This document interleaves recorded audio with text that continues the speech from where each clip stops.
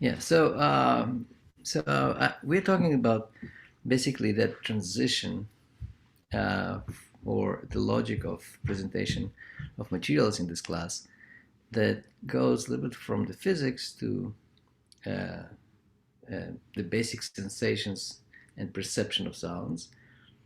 And then, the next module, module 5, is talking really about cognition and thinking about this larger form, understanding musical concepts and how it relates maybe to the soundscape um, assignment that you had this week. So we kind of started doing a little bit of a review of how the sound, how the sound sensations go from sensation to perception, and the idea that sounds that have overtones. So I'm also referring to the question on the chat.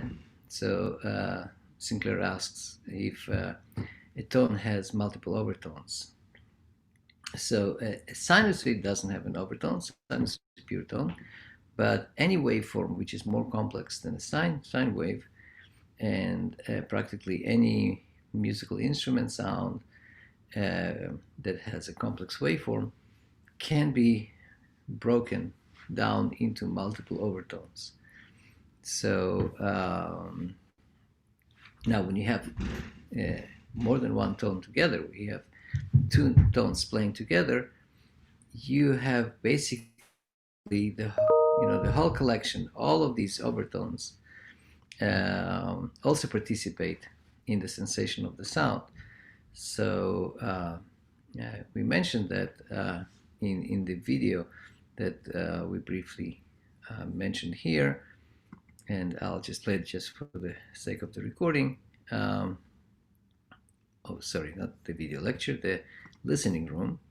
The idea of the cochlea when it interacts with multiple sounds, it creates these waves, and complex sounds excite a lot of them. And as sound moves from one critical band to another one, on the boundary, when you have two tones at two close spaced frequencies, they create a sensation of roughness, and that roughness also applies to all of the overtones interacting. And so this is one of the ways to explain the emergence of notions of consonance and dissonance. Consonants are actually tones that have their partials either lined up so nicely that they just overlap, they don't kind of occupy adjacent critical bands, or that maybe they don't have these overtones. While dissonants are usually intervals that have a lot of this roughness. So we kind of mentioned this as one of the possible explanations where the sensations become, or some physical phenomena are translated through sensations into a perception of something that is more or less pleasant as a perception. So the cycle of fifth is basically built around this idea of consonants, because if you take two tones which are a ratio of 3 to 2 in terms of fundamental frequency, and you check out their overtones, you see that they kind of line up nicely. So in the lecture slides, there are a couple of, in the lecture notes or the lecture recordings, there are a couple of slides that kind of show these overtones and how they overlap. So, assuming that the most consonant interval, the one that kind of blends ideally, is two frequencies with the relation of 3 to 2. I mean, of course, 1 to 2 is an octave. That's kind of like the same sound, just kind of shifted in the register. We basically identify this as the same pitch, and not the same octave, but the same pitch class, if you want. But if we talk about the next most consonant interval, that will be the fifth. And a lot of the development of musical theory was around the idea that these two intervals blend nicely together, they sound harmonious, They don't create sensations of roughness, even if you use very complex tones for them. And from this, you can kind of keep dividing, and you can basically derive the pentatonic scale and the diatonic scale very nicely, the tuning systems using the circle of fifth. I mean, it does create some issues if you want to go and start changing tonalities. Really, that's later on in the development of musical theory and the musical style, where tonality emerged really as a concept, that the whole piece is written with one of the notes as the dominant one that you can go back and forth, and you return to the tonic, to the basic tone. And then there was this whole issue of well-tempered tunings that allowed you basically to play the same piece in different scales or different tonalities, and that led to basically the well-tempered clavier. But I mean, I'm a little bit, not shy of going that way. I mean, we do cover this in the lecture notes. I just don't want to spend the whole lecture about this, but rather kind of go to the idea of how do you create or compose with other types of sound phenomena than pitches. So we kind of like dive or go quite deeply into the details of acoustics and how it explained maybe the Western, or well, it's not just the Western. I mean, almost any musical culture uses tones and uses scales, but in some sense, that whole very theoretical approach, the emergence of rules of polyphony, rules of harmony, in some sense, it was much more dominant in the Western culture, maybe because music has taken this scientific perspective, the scientific approach, and of course Greeks treated this very scientifically and mathematically, but also somehow in the Western culture, which at Tali also relates to that representation period, or the representation code, where music is treated really almost like math. It's you have symbols, you manipulate these symbols, you create rules about how they're structured. So it kind of led to very elaborate theories. But also, these theories became so complex that they broke down at a certain point in the 20th century. And also the fact that people wanted to include other vocabularies or other types of sound into the music vocabulary. And we kind of start and we continue this whole debate, or this whole tension, this duality of, yes, you can go and look into music as more and more complex rules based on a certain set of musical sounds, but also we always want to kind of challenge that and say, well, sound, the noise, where is structure, where is noise, where is pitch, where are sounds which are not musical, and kind of creating soundscapes is I think, besides whatever the aesthetics, the expression, the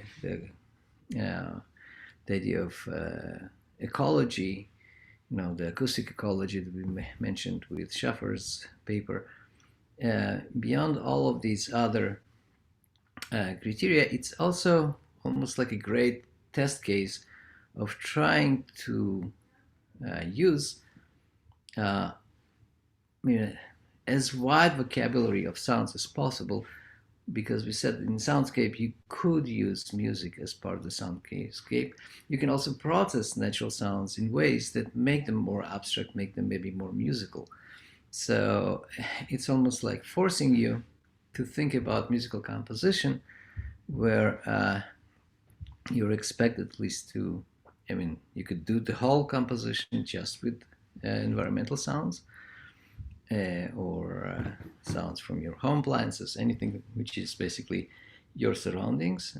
Or you can include music in that surroundings, or you can take recordings of natural sounds and kind of make them a little bit more abstract, maybe a little bit more musical, run them through resonances, through all kinds of reverbs, and Alvin Lucia piece that we presented early on, I think the first week, was one example of taking speech and kind of going through over and over through resonance until it became one big hum. So it lost its meaning. It just became kind of just an ambience of the room. So there are a lot of ways to take a sound and kind of play with this ambiguity and also break the structures, break this convention of, oh, we have a set of tones, we have a set of rules, we know what's a consonance, we know what's a dissonance, we know how to create triads and maybe embellish them with more notes. But here, these concepts don't really exist, or at least they don't have so much power, influence on the structuring. So having said that, next week, the focus is really about looking, sorry, I'm looking in the wrong module. It's module 5 next week. And a lot of the stuff that we're going, in some sense, will be reinforcing concepts that you have seen. And going maybe one more step or a little bit more understanding or one more experience of that basic premise of, the noise and the tone, and how sound encompasses these two aspects. So if we pursue this kind of a multi-headed approach to understanding music, next week we'll talk about music cognition, and I will talk about this on Thursday, so I don't want to talk about this too much today. But in the listening room, we'll talk about Jean-Claude Risset piece. Now, since again, I'm going to devote the Thursday class about this, one of the reasons I wanted to bring up this piece today is really as a chance also to give an idea that is related to Soundscape. Maybe this is much more refined and elaborate and artistic version of the Soundscape. But what this piece also allows us is to look into some ideas of composition. And we don't really talk about this in the class, so even though I'm going to, in module 5, we don't really talk about composition as such. You do your composition this week, but I think it's a good opportunity to look at this piece as maybe, frankly, to just take some ideas from this piece as a possible approach to how you would structure your soundwalk, or soundscape, really, not soundwalk, but soundscape. So let me kind of maybe demonstrate this, but of course, ask me questions as we go, because really, the purpose is to make this more of an interactive discussion. I'm not lecturing here, and this is why also it's not structured for you really to take notes, but more to inspire or suggest some other perspectives that would be complementary to the lecture notes. We're not going to play this piece. It's pretty long. It's actually has different kind of when he describes the piece, it's like Impressionism. So it has these kind of landscapes, paysage, in electronic way. I don't think he actually considered this as a soundscape, but for many practical purposes, you could think about this way. So if you just kind of search, and we have this slide also next week, here's an example of him designing the piece. Okay.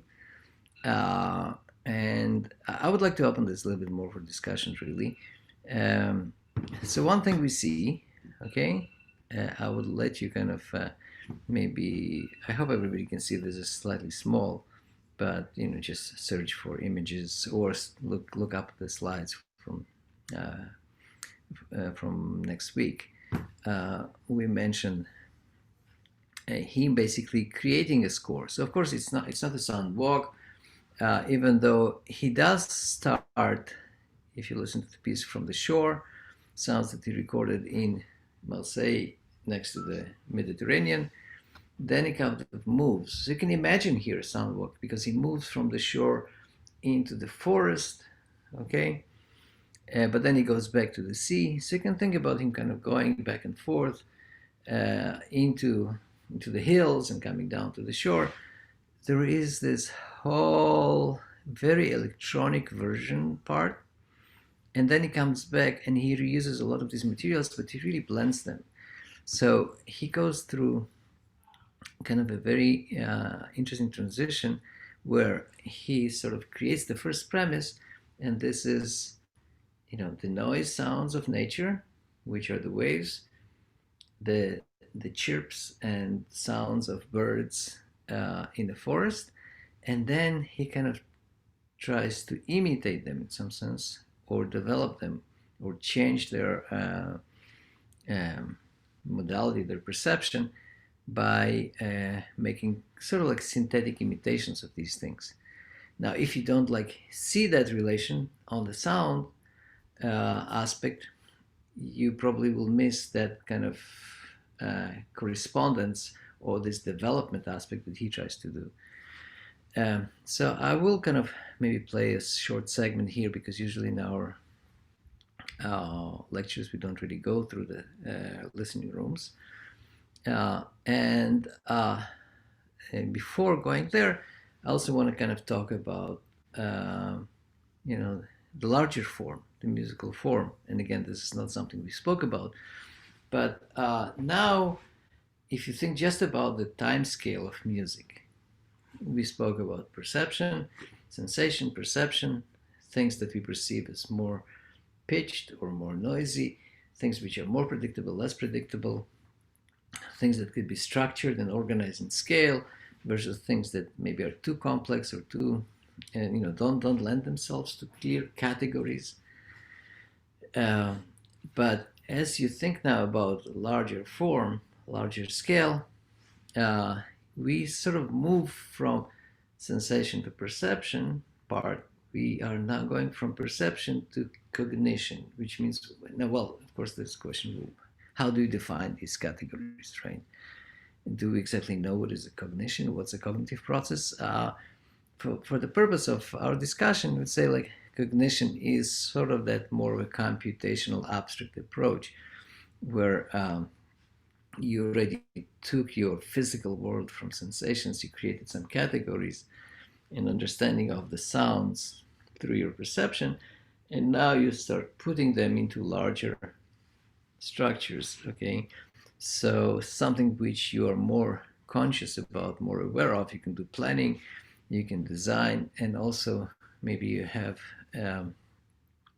some other set of expectations, predictions, and structures that you create. So one thing that you can see pretty clearly in this musical piece is the 3-act structure. So again, I'm not saying that your soundscape, of course, has to be done in 3-part structure, but it's surprisingly common. And I'll respond to Serge's question in a second. But it's surprisingly common to see a 3-act structure or 3-part structure in the arts in general. You have this in musical form. You have in classical music like symphony or sonata, you have the opening, you have some kind of development, and then you have the recapitulation. In movies, you have 3 acts, where actually the middle act is usually double the size of the other acts. So it's almost amazing how precise these kind of relations are. And this part is usually, the point where things kind of become developed. So it's kind of a mix of a lot of ideas, and the dynamics goes and complexity arises. And then there's something happening before you return back and try to summarize. So this is the closing act, many times reuses materials from the opening act. Now, this is by no means a prescription that you have to follow, but in terms of the question, I'll just read the chat. And how many soundwalk we need to submit? You just submit one soundwalk, and you submit one soundscape. So soundwalk is this text with a map, and soundscape is the recording. Now, I understand that you talked about. Got it. Yes, please. I was like, got it. So I was like, so I remember you talk about synthesizing a sound like through Ableton. So I was like, do we need to create two sound scope? Yeah. Okay. Yeah. Oh, thanks. So for the soundwalk and soundscape, you don't have to do any synthesis. You don't have to do any processing. It's really just creating or putting together. The minimal requirement is putting together the recorded sounds into an interesting, compelling 3 to 5 minutes piece. So it could be just what we call musique concrète or whatever, just music that uses natural sounds. We also suggested that you could use musical sounds. You could use them just as recordings, or you could process the sounds that you recorded and make them a little bit more abstract. Okay, and this whole transition and the idea of reduced listening and how we understand sound in terms of identifying the source versus thinking about this musically. This is actually what next week is going to be about. So I'm kind of a little bit doing it's a spoiler actually a lot of what I'm telling today. But the reason I kind of wanted to spend a little bit more time on this piece is because I don't know if I'll have so much time to introduce this, and also I think it's also another great example of thinking of composition with really vast vocabulary sounds. So in this case, he does use a lot of synthetic sounds. This is not required. It's really just kind of to inspire, as I said. So you don't need to create and synthesize a natural environment right now for your assignment. If you have Ableton and you want to throw, you put your recording into one of the clips, and then you apply some sort of a processing. You're welcome to do this, but I would say it's beyond what we expect you to do right now. We'll keep talking about synthesis. We'll keep talking about use of Ableton, especially in sections, and your TAs are all very proficient with these tools. Now, in terms of this composition, if I understand correctly the question, it looks like the composition doesn't go back to A. It doesn't go exactly to A, but it reuses some ideas. Okay, so we will need to kind of play that. And when your vocabulary becomes so rich and your sounds go through so much changes and metamorphosis, and they're not really anymore the same sounds, it's very hard really to do the same ABA structure that you would do like in a song, right? So you don't repeat the same theme, you don't repeat the same melody. This is also a very big kind of change in designing such composition. I got a question. Yes, So, please. but doesn't like go back to A makes like you feel like finished, like the song is finished, but if you like Yes. Yeah, go ahead. Yeah, so this is an excellent question. This is one of the ways to bring to resolution. Now, do we have to? It's almost like we expect this to happen. It's like in any story, you want to have some kind of an ending, hopefully a good ending, right, or a happy ending. But there is this idea that you go back to something that you started with. So you can create a premise, you create some inciting event in the beginning, right? And then the whole story kind of, needs to make sense to the listener, And unless this is really just an ambient music, so it really depends what you're doing. And this is why Soundscape is not exactly falling into this category. This is sort of almost like a classically trained composer trying to make a soundscape and using a lot of the conventions of classical music and classical form to create something that has this three-part structure. Okay, so please treat this more as one alternative, one example. Maybe, you know what, so people don't like think that this is what is expected, right? Yeah, you don't have to resolve. You don't have to create a soundscape that actually comes back to the same house, or I mean, you could basically go into the unfamiliar and come back to the familiar, and it creates a sense of resolution. But you can just create another trajectory. You can just like go from something and then explode and disappear. I mean, this is really all optional. Of course, in a lot of the classical music or the more traditional musical forms, you do go back, and also in storytelling, you know, the journey of the hero, right? Something goes on the hero. Something, you know, something happens. There's an inciting event. He decides to leave the house. He goes through all this journey and all this scene. Then he comes back as a transformed person, and you know, accomplishes his quest. So there is, of course, this tendency to have a three-act form that you should be aware of, but I mean, it really doesn't. I mean, there's nothing in, you know, there is nothing in nature or nothing godly or any other reason to really follow it, except for the fact that a lot of people enjoy having this sort of experience. Yeah. Mm-hmm. So I think Dennis was asking, and then you write the description about it and draw a map. No, so just to make sure, Dennis, at least the way we created the exercises, or the way I kind of designed, you know, the logic is Soundwalk is an independent piece of art, if you want to think about this. So you create this, a map and a Soundwalk unrelated. You can also do a soundscape unrelated. You know, it just made the most logical structure is you make your sound walk as sort of like as a score, a set of written instructions, listening instructions, time approximately, and then you can take this map, go around, and experience that musical piece.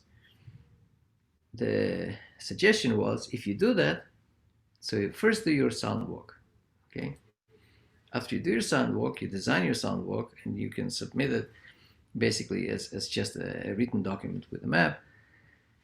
You actually perform it, which means you go through the sequence of places and steps, but you also carry with you a little recording device. So now you have a lot of sound materials to work with. Then you take all of these sound materials, you put them, you know, on a timeline. Basically, you upload them to not Ableton, but Audacity. Of course, you can put it in Ableton. But you have now many more sounds than you need, because we said we want a soundscape of 3 to 5 minutes, and your soundwalk could have been, you know, tens of minutes, if not hours.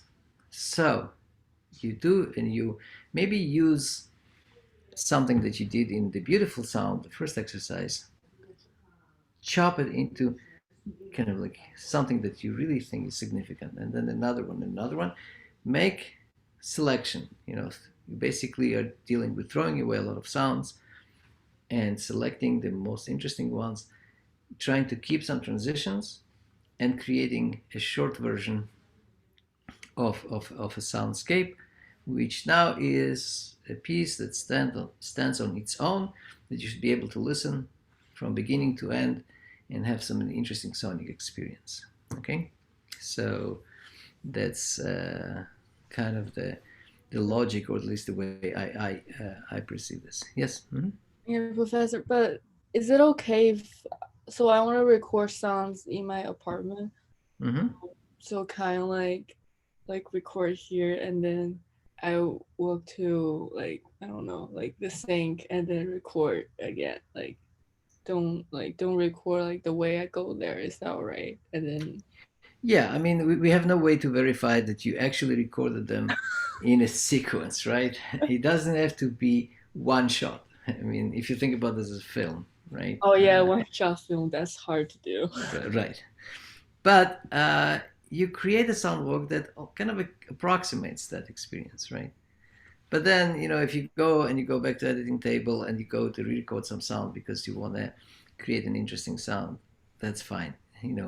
If you really want to do one shot, that's super challenging. You have to design that soundwalk so tightly Mm-hmm. that you will be able actually to follow this. And it has its challenges. I don't know if people are familiar with this kind of concept of one-shot film, but the Russian Ark, I don't know if you've seen the film, right? That's kind of a classical example of a film that was actually one long journey. It was super hard to stage, and I think it almost was done just with the idea in mind of this, the director, the cinematographer, exploring this concept of one-shot film. So we go here into very interesting discussions, but you're not required to do one-shot soundscape. Okay, Cool. What if that means. one more question. So you said we need to do a map, but I thought we need to write like a description of what we did, like so. No. So soundwalk is a walk. I mean, soundwalk is related to physical space. Mm-hmm. Soundwalk is a set of walking and listening instructions. And if you want, you can also put some instructions about activating objects in the environment. So if you want to turn on the sink, okay, you write this, okay? Go to the bathroom, early morning when it's quiet outside, okay? Turn on the sink and splash the water and listen to the sound. So you kind of perform the environment a little bit. It doesn't have to be totally passive. And can I like added the sync sound to be like fading over time or stuff after? So No. I think one of the difficulties is really kind of the mindset. I think that, and one of the beauties and the difficulties when you're doing kind of artistic projects is you try to be, in some sense, as loyal or as scientifically precise to what you describe, and then you don't. And what I mean by this means you do everything, you create your structure, you create your design, it helps you to collect all the materials, but then when you put it down on your console, or you basically try to put the editing table and cut this into a piece, you sort of, I wouldn't say entitled to, but uh, the importance of staying loyal to original design sometimes is now secondary, because now this piece of art has its own life. So if you put these two sounds and they don't transition well, okay, even though it made total sense when you wrote this down, but now you listen to these sounds and something is not working there, that's where you can put, some sort of a cut-off scene. You can make some transition. You can fade in Ooh, and out. I got an Just idea. make it sound good. Yes. Can Mm-hmm. I like use my like record my footstep and use it like a bridge between one thing and another thing? Yeah. I mean, if you want to put other sounds as a cutaway things or transitions, yes. I mean that's totally up to you, because in some sense we will not be judging you by saying, oh, in the sound walk you described A, B, C, but here I hear a sound between B and C that you didn't describe. I mean, we understand that one is sort of like your design. It's almost like in this Jean-Claude Risset description of his musical form, there's so much freedom here. Okay, I cannot nobody will keep him accountable to the fact that there's a letter B and A, and these are not exactly the same B's and A's.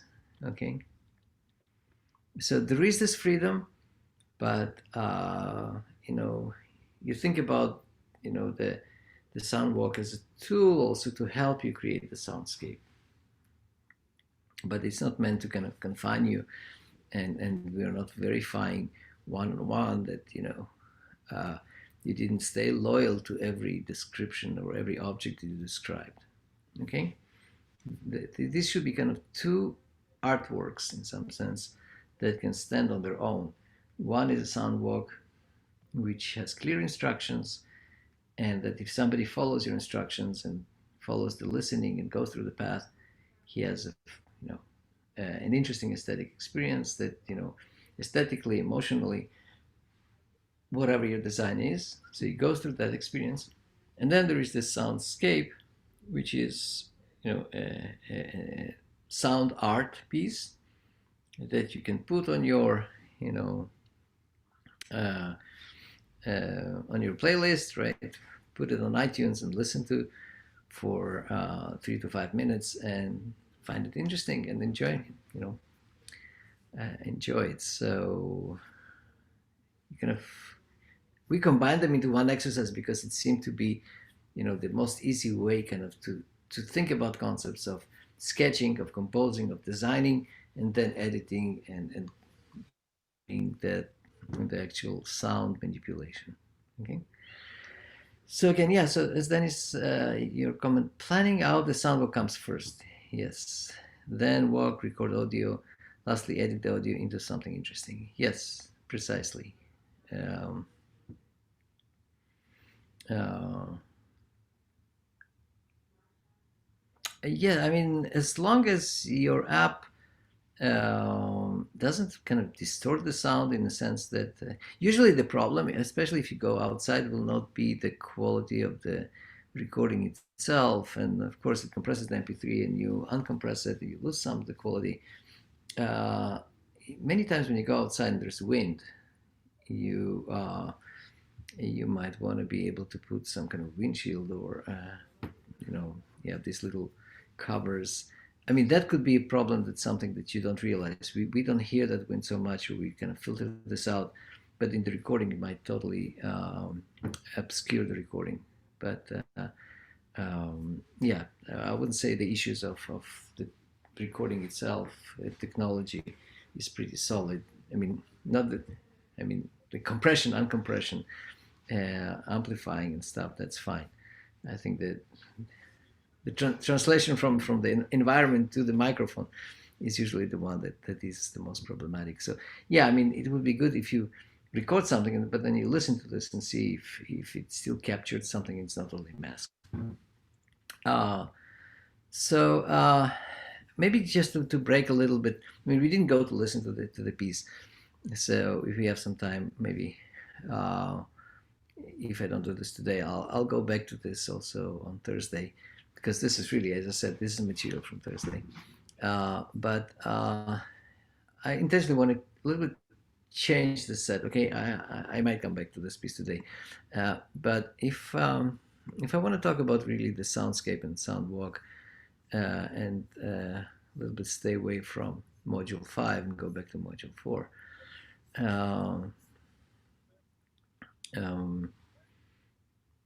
Let me see. Extra materials, module 4,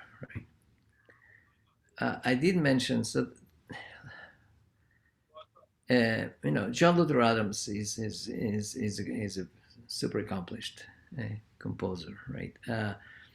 So maybe let's wait with Jean-Claude Risset. This is really a soundscape, okay? So I put this as an extra material, and this is much closer to what the assignment is about. So let me maybe play some. Yeah, I shared the sound. Play some of these sound walks. They're slightly longer than what we asked you to do. They're, I think, about 9 minutes. But this is kind of, uptown, downtown. So if you read the descriptions,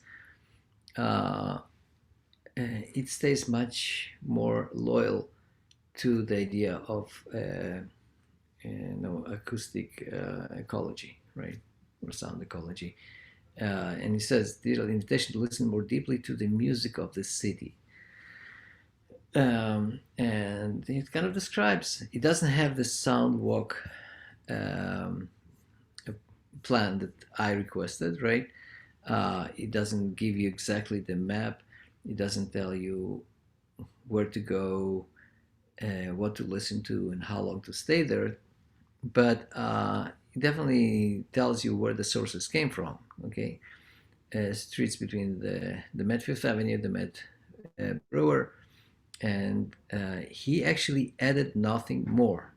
So going back to some of the questions, he didn't synthesize anything, and you're not asked to edit anything additional.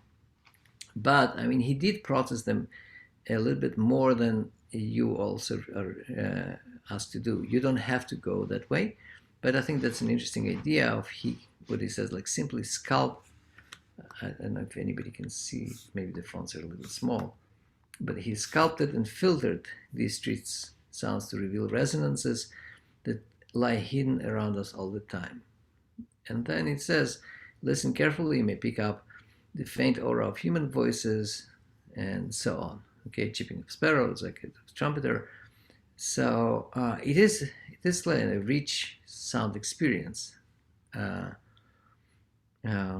But he does say that it's not complete until you actually walk the same route and create your own mix with the sound that you encounter.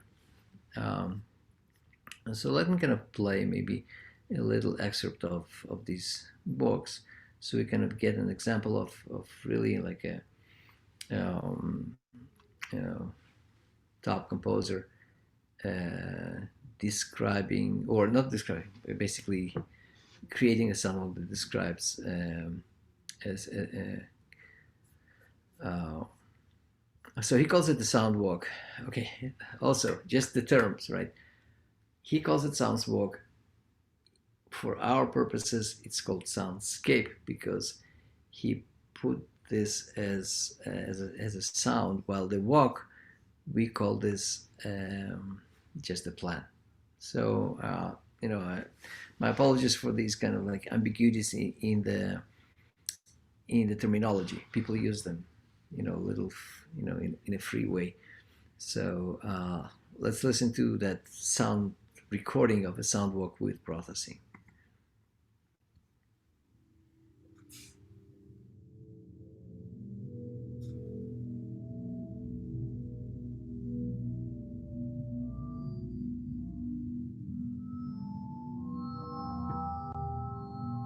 So I mean, these very synthetic harmonies, where did they come from? Well, they came from the processing, from huge resonances.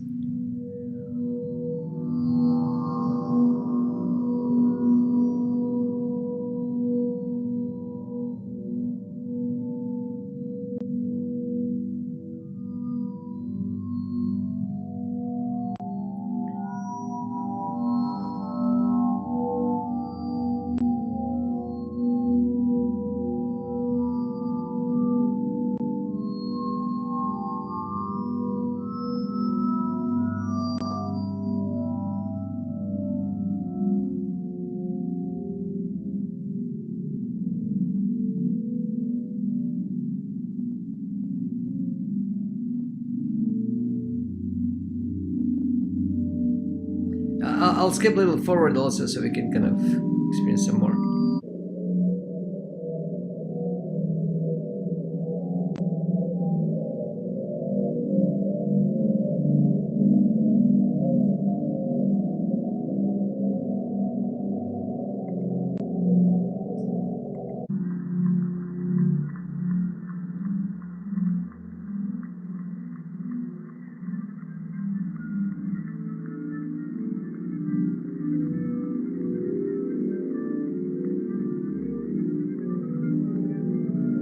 So right now you can't hear in the background, right?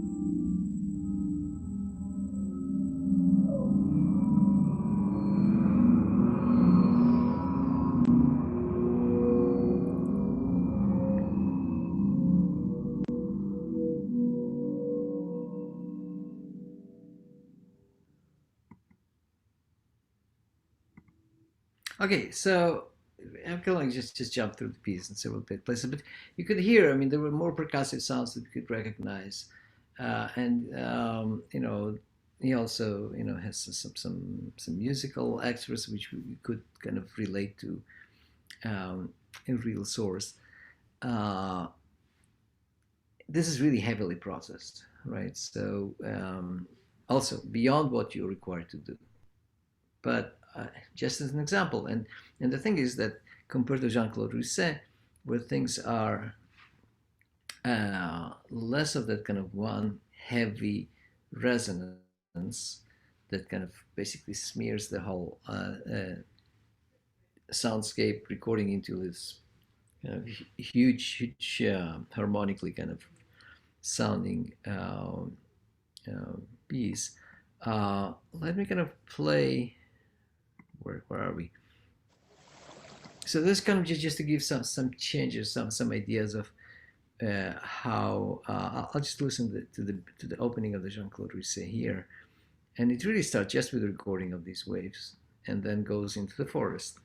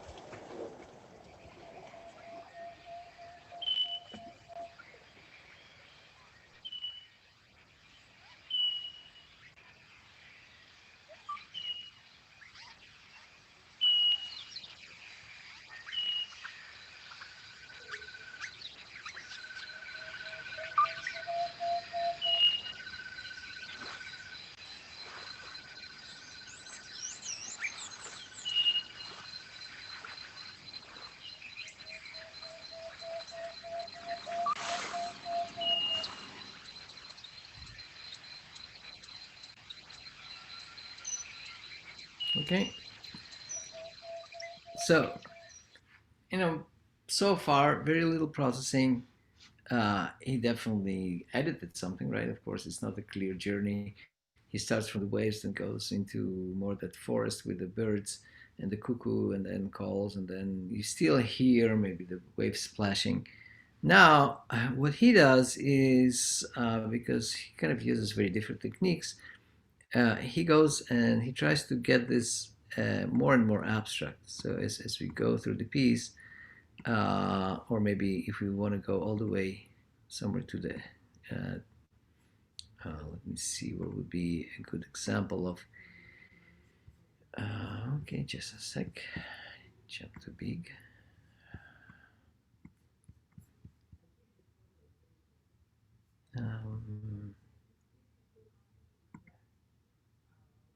Not the mini, no, not the mini player, sorry.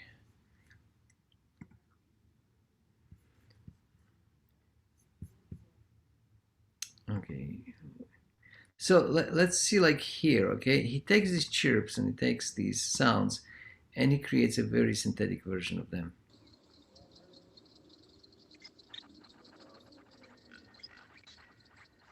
So maybe I'll go a little back just a sec.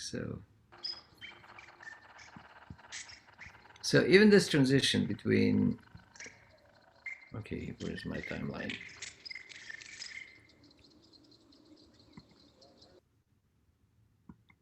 That kind of idea that he moves from a real version to synthetic version here.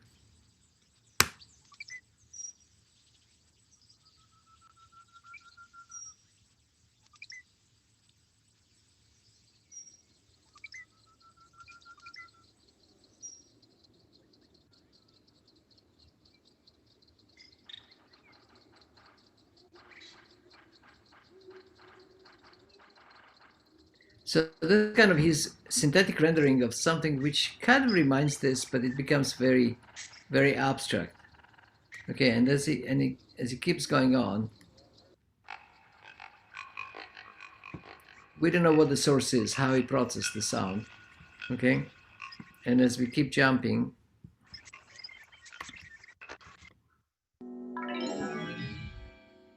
these are not anymore the chirps. These are really kind of abstract sounds that then he keeps blending and blending. And let me kind of just try to see if I can find some quick examples. Okay. Now, is this water? Not really. Are these the birds?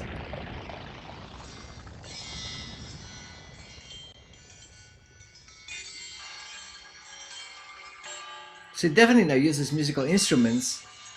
We can recognize them.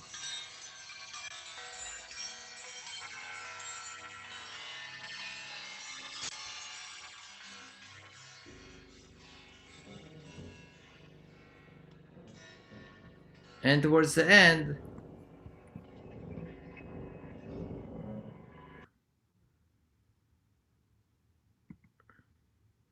let me see here and further down. So he goes back to that forest. He goes back. Maybe these are more like you know, the crickets or the cicadas or whatever. But there is the return to the more familiar environment.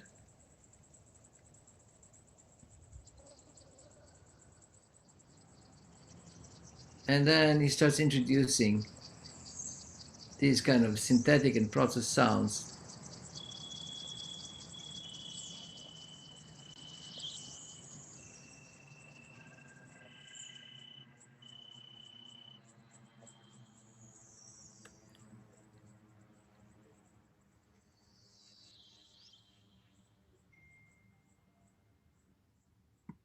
Okay, so kind of to give really this variety of approaches to blending recordings with recordings also of musical instruments recordings, so environment, musical instruments, and sort of a processing and the idea that you can kind of create a design. So to capture the relations, you really kind of have to go a little bit to read or see how he actually designed the whole structure, the singing sea, the sounds, underwater, harmonic explosion, harmonic environment, transition, and then he goes through these harmonic waves and goes back to the sea.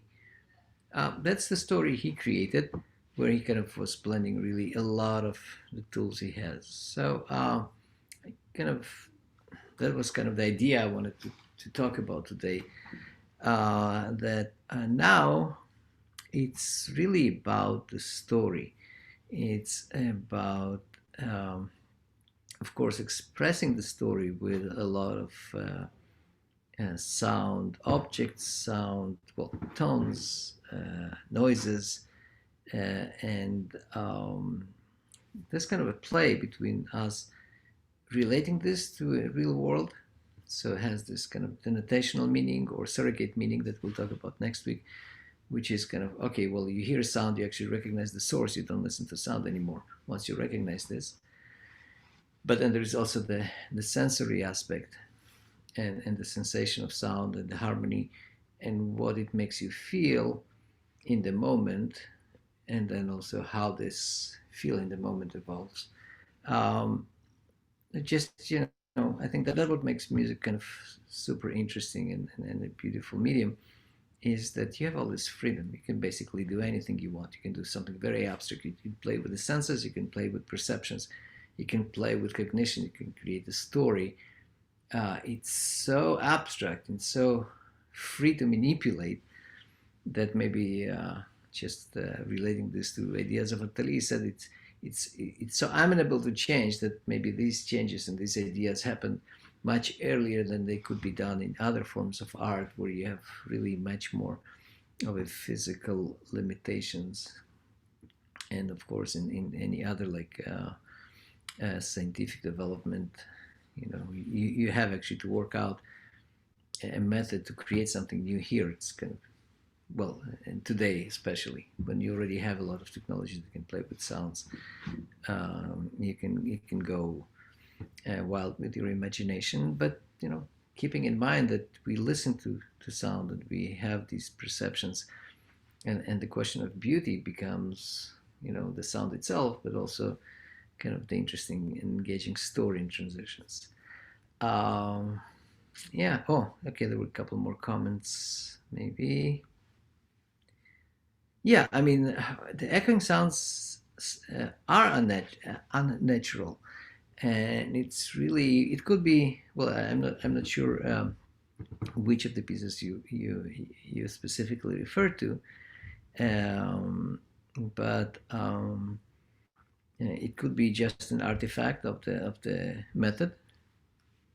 Maybe it couldn't be done naturally because the technology is not there, or wasn't there, or isn't there right now. Another thing is that you do some processing to kind of distance the sound from its original source.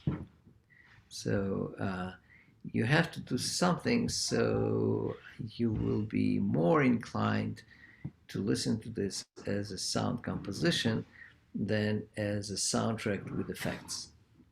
And it's true that a lot of sound design in films and games does some heavy processing on sounds to create a certain feel, but many times it's still very loyal to the source, right?